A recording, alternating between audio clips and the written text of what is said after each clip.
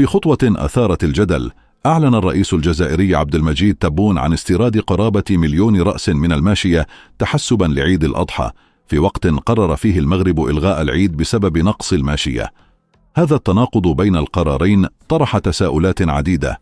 هل هو مجرد صدفة، أم أن الجزائر تسعى لإظهار قدرتها على تأمين احتياجات مواطنيها رغم الأزمات؟ يأتي قرار الجزائر بعد ارتفاع أسعار الأضاحي رغم توفر الماشية محليا، مما دفع الحكومة للتدخل عبر استيراد كميات ضخمة من المواشي مع وضع سقف للأسعار لضمان بيعها بأسعار معقولة. كما تولت الدولة مسؤولية الاستيراد من خلال مؤسساتها المتخصصة مع إشراك التعاونيات العمومية لضمان توزيع عادل، وحتى السماح ببيع الأضاحي من خلال مصالح الخدمات الاجتماعية للمؤسسات والشركات. لكن التوقيت كان لافتا، فبينما تعلن الجزائر عن إجراءات لضبط سوق الأضاحي، كان المغرب يواجه أزمة نقص في الماشية مما اضطره إلى إلغاء العيد.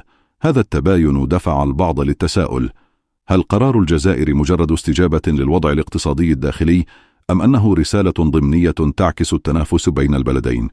بعيدا عن التكهنات، من الواضح أن الجزائر لا تكتفي بإجراءات ظرفية، بل تسعى لتطوير قطاعها الفلاحي من خلال تكوين الشباب في تربية المواشي وتعزيز الإنتاج العائلي.